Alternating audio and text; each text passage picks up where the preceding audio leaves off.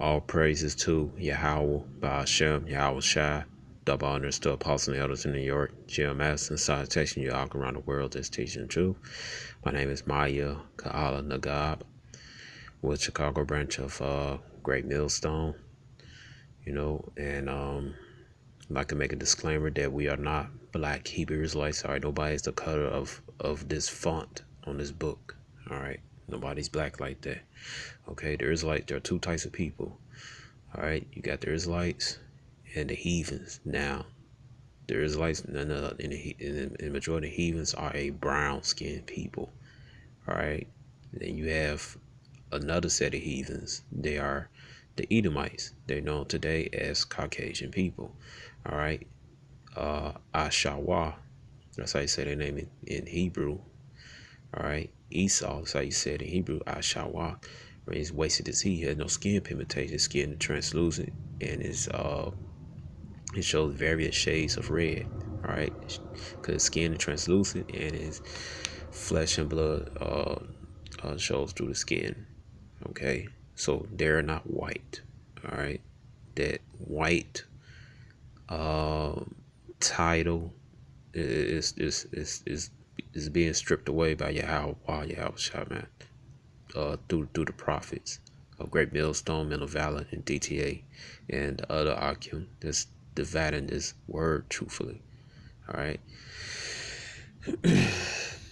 All right. We are not a black identity stream group. All right. We don't have any ties with any black identity and stream groups. All right. We don't identify with the color black. Black is a color, not a nationality.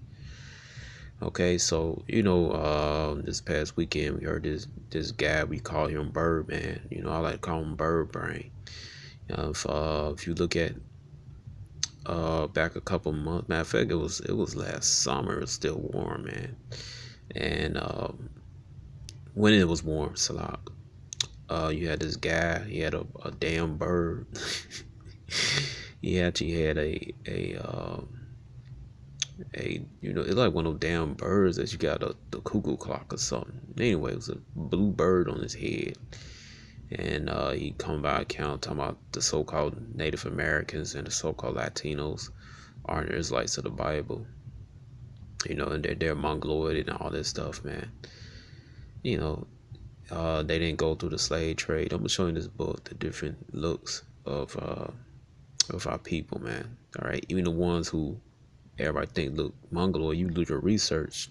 The epiphoto the eyes are totally different from the ages of ages, so they couldn't be Mongoloid. All right. So right here, and Salah, this is just Jake singing outside the house. Jake happy to get off that plantation. We're probably gonna do some folly. So get right here. It says Leviticus, and focus that right here. It said Leviticus 20:26. It said, "Ye shall be holy unto me, for I, Yahweh, am holy, and have severed you from other people, that you shall be mine." All right, holy means kodash in Hebrew, means separate. All right, so he said, "I sever you from the people, man." All right, so we're a totally different people than the other nations, man. All right, and that's why you had the Israelites with slanted eyes. The epiphoto was totally different from the other nation. We told two different people, man. All right, so it's a cut to you guys, and you can look it up yourself.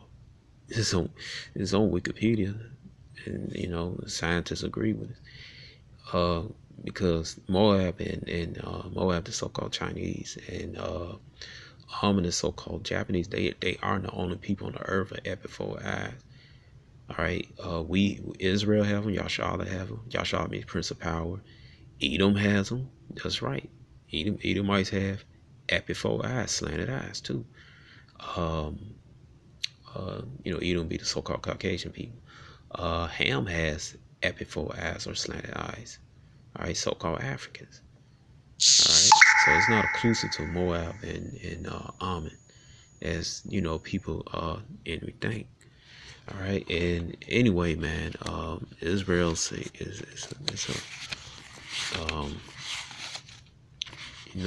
with various shades of color, man, and features.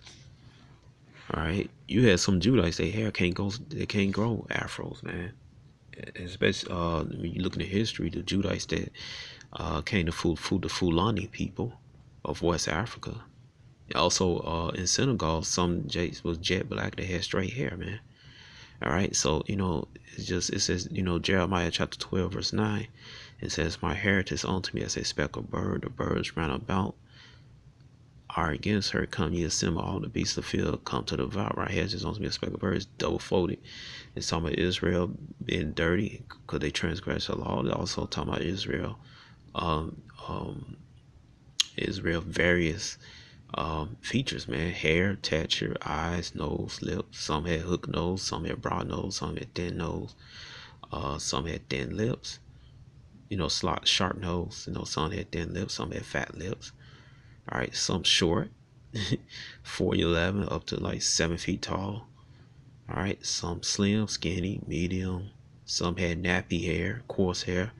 All right, that's what I mean, nappy hair. Some had straight hair. All right. So it's gonna you see right here because they always like to talk about the so-called Puerto Ricans, the Dominicans, and so-called Native Americans and the Seminole Indians. All right. And you see right here it says clash of culture. You can see right here, man. This is an old illustration of the tribe of Ephraim. And also, yeah, Simeon Hispanic. You can see with the artist drew. All right, they're like so-called Negroes to me. All right, this is what these scoffers don't want you to know. This is what Esau don't want you to know, man. All right. You can't tell me they won't be mistaken for the Egyptian. All right. And get this Genesis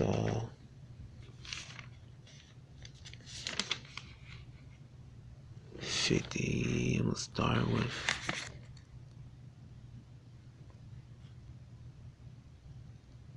59. All right, this when they buried Jacob said, when the inhabitants of the land, the Canaanites was the Hamitic people, African people, so-called African people, saw the mourning in the floor at tide. They said, this is a grievous mourning to the Egyptians, wherefore the name of it is called Abel Mizraim, which is beyond the Jordan River.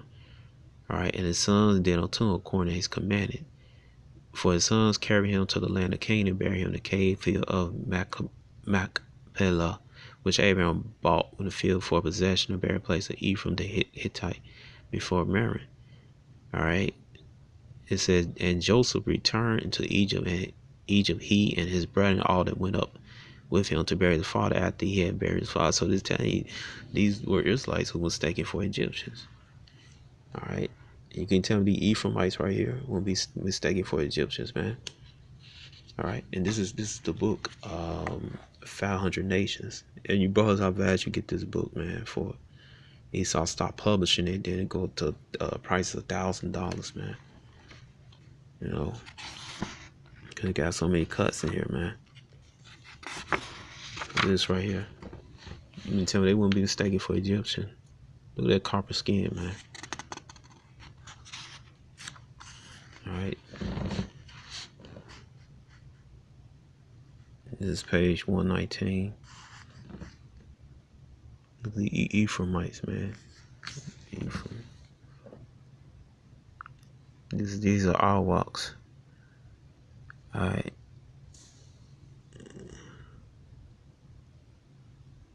All right. It says pages of Drake manuscript depict many aspects of Awa life. The illustration shows the way Awa raised crops and meticulous kept gardens with several types of growing, lush of foliage or tail, food-bearing plants. In the next one, a skilled Awa used a bow and arrow to kill fish, although the most common way of harvesting the sea was with the woven nets. Okay. And it's a known fact that Christopher Cologne had Hebrew translators to visit the island, man. All right, because there's some Hebrew words. The words Abba, Abba, Baba. Those are Hebrew word for father, man. All right, you know. All right, so you talk to some Puerto Ricans, so-called Puerto Ricans, tribe of Ephraim, man. They already know this, man. All right, but you scoffers, you don't know it, man, because you don't do no research, man, and you don't want to do no research. All right. Now, the way to tell somebody they're Israelite is what you look at the curses. And you examine their history, man. That's how we know that the so-called Negroes, Latinos, and Native Americans are Israelite. But in this instance, the so-called Native Americans and Latinos. It says right here, it says what? It says Deuteronomy 45:46. It said, moreover, all these curses shall come upon thee, and shall pursue thee, overtake thee, till thou be destroyed, because thou hearkenest not unto the voice of Yahweh, which thy power to keep his commandments, statute which he command thee. And they shall be upon thee for a sign, and for one upon thy seed forever. All right. So in order to identify the Israelites, the curses have to fit them. It's a sign of who they are. All right. So you go to page 123. It says what? It says with a fleet of 17 ships, some 1,200 colonists, and 34 horses in the first West History since the disappearing of small ice age horses. No such thing as no damn ice age, man. All right, it says Columbus returned to La Nevada in November 1493. On his way to Hispaniola, he stopped briefly at the island of St. Cruz, where without provocation, members of the district attacked 4 Indian men and 2 women in a canoe, cutting off the head of one of the men with an axe. Damn. Taking the other Indians aboard a ship as captives, sent back to Spain as slaves. All right, so you mean to tell me that this don't fit Deuteronomy 28 and 68? It says, and Yahweh shall bring thee into Egypt again with ships by the way whereof I spake unto thee, thou shalt see it no more again.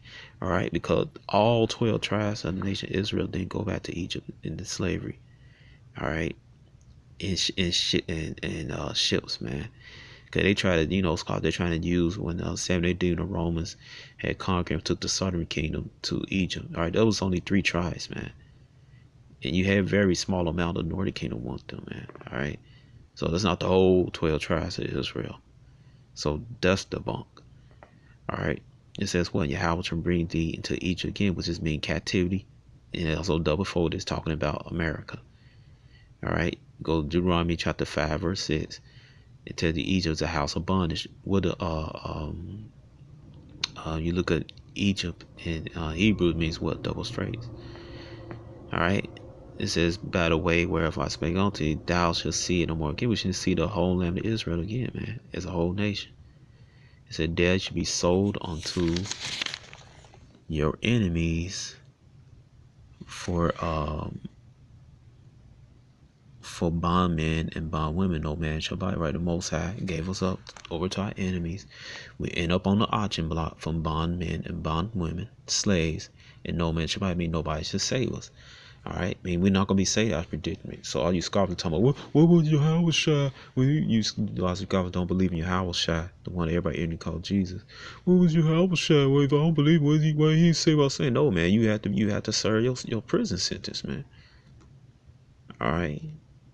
The same way Esau, he gonna have to endure his prison sentence and then his euthanization, man. All right. Most High is not respecting anybody, man. Our forefathers violated the law, statute, commandments, man. That's why people in the low state, man. All right. Let me see. There right here, Psalms 44. And your love, thou hast given us like a sheep appointed for meat, and hast scattered us among the heathen. Right, how people scatter on the earth. We get no to the nation.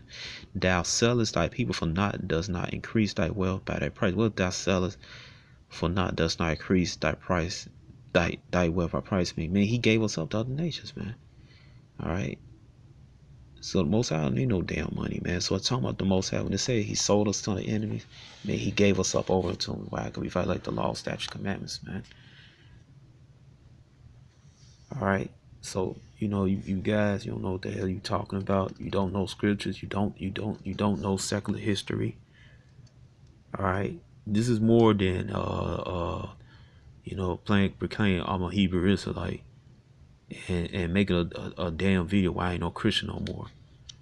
All right. You got to get into this, man. All right. So it says right here, it says the Indian one was at your hour walk, and they were no Caribbeans on St. Cruz. It's the same people, man. But the Spaniards were already getting the habit of terming any resisting Indian a Caribbean, justified notion that one could do anything one wished to allege. It says Columbus finally reached Hispaniola, was stunned to discover that in his absence, La Navia had been wiped out. Fort and settlement burnt, all his men killed, wounded in tears, professing loyal friendship. All right. I don't know. I think I pronounced it one time, a long time ago. But it said Guadalcanal, supported by this English who told convinced story of cruel and unprincipled behavior by the Spaniards as soon as Columbus had left for the whites quarreling among us. They finally having invaded the country with another powerful Kaki named Cayabo, who come provoking and slew them and destroyed the town. Gargan tried to in vain defend the Spaniards and show Columbus the wounds he had received for his pain. So what, man? Should be fucking cool, man. Alright, it says the Spanish conquest of Caribbean had begun now. Under the gold, he saw Columbus put Indians to work panning flames from rivers or slaving mines in the mountains. Alright. So there you go, man. You know, the Alwas Indians, Charba Ephraim and Simeon and Espanol, man. All right, being enslaved, man. And then the other islands throughout the Caribbean, they've been enslaved. Okay, so you guys, you don't know history, man. All right, let's see, 127.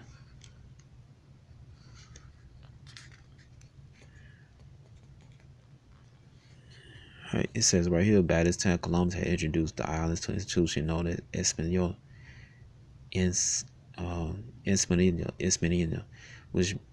which could give individual Spanish colonies the Indians' lands or the labels of the Indians who live upon, in fact, reward and favor colonists with both land and slaves. All right, and they're gonna sell Spanish, burn out people. The illustration of that,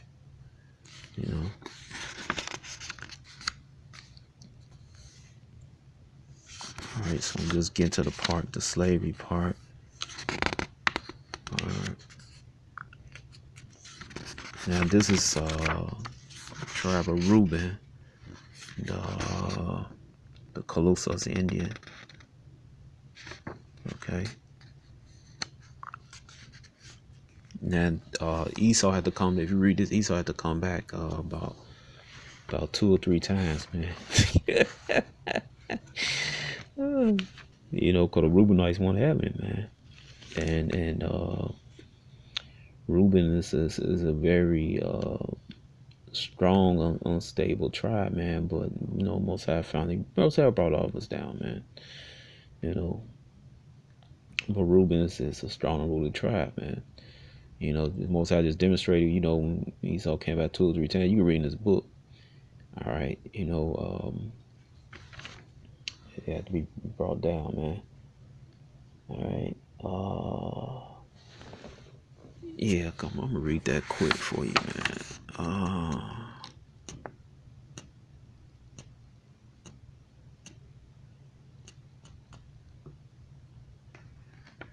right.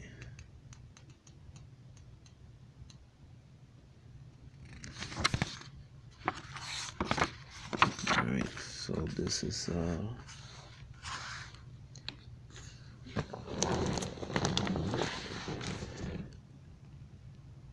it says right here, this is the Reubenites. It said the Calusas undoubtedly first heard of the Spaniards of their ships that moved like houses on water, their firearms, and strange and brutal conduct as early as the time of Columbus, for Indian traders in large canoes could have crossed to the mainland from the islands and bringing the news, right? So yeah, Ephraim and Simeon was warning Reuben, man. All right, that's what they do, man. They spread the news. It said Atlanta ships of the bearded strangers began to appear off Florida coast, and reports of the white man became reared. All right, the Edomites. It said here along the Peninsula, big ships paused, and armed groups of slave catching Spaniards came ashore, kidnapping Indians to take back to sell as laborers in the Caribbean island mines. All right, so there go Deuteronomy 28 again. All right, it said word of the whites' aggression. All right, the red people. Word of the Edomites' aggression is spread from town to town among the Calusas, who Reverend A. Chief, later known as Spanish Carlos, living in the nation's capital, Kalos, believing that something had thrown their world out of balance, had sent this new threatening force against them. Carlos' people regarded Spaniards as an enemy to be fought. All right.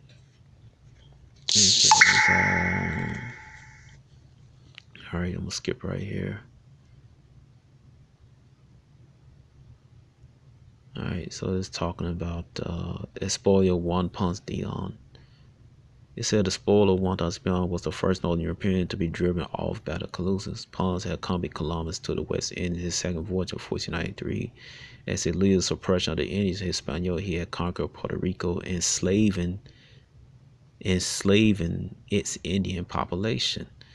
As become the governor of the island, growing rich as a plantation owner. In 1512, he received royal permission to explore the north, and he sailed the next year. History said that he was in search of a wondrous spring on the island called Bimini, which Puerto Rican Indians had shown him that would restore a man's youth. All right. I don't know about that, but anyway, it said, but it is likely that he was also been to find more gold and new source of Indian seed. Now, that was what he was looking for. He failed to find a fable found in you, but eventually revealed to the old world the presence of the land. We reached 1513, which he named Pascal, Florida, for Easter time, Feast of the Flowers. Florida means flower. In the April season, which he stepped ashore, his first landing was on the Atlantic coast of Venezuela in the domains of the Timico, as Indians both regard him as a slave catcher. After fierce skirmishes during the Ponce managed to kidnap a few people. All right. The Indians drove him away. Seldom soft, he rounded the Keys and tried in the heart of Carlos' territory as San Carlos Bay on the west coast. Carlos' tough and calm-born warriors in 2 days of desperate fight on the beach around the Spanish ship forced Ponce to withdraw, with only 9 struggling Carlos, whom his men had captured, take back to Puerto Rico. It said more Spanish intruders entered the Calusas waters in 1517. This time, members of a crew stormed vessel claimed to only wish to take on water. Detecting more hostile mode, the Carlos attacked them, and after inflicting some casualty, drove them away in 1522. All right, so this like the Reubenites, Genesis. All right. Y'all can see that Genesis 49:3 said, Reuben, thou art my firstborn, my mighty and Salah, and the beginning of my strength, the essence of identity, and essence of thy power. All right. So these are Reubenites, man. All right. It says, let's see, in 1521, Ponce, now 60 years old, appeared again, this time leading 200 Spanish settlers who attended to establish a colony in Carlos' territory. The Spanish landed and managed to erect a temporary settlement before large force of Calusas attacked them. Although Spanish horse and firearms helped the colonists fight the Indians, the Calusas, fighting with poison darts and arrows, inflicted large losses on the Europeans and seriously wounded Ponce in the thigh. The Spanish leader gave up a second time, with the survivors of the failed colony sailed to Havana, where he died of it infected aerial wound, man. All right, because but if you read a little bit more, man, they finally overcame the Calusas, man.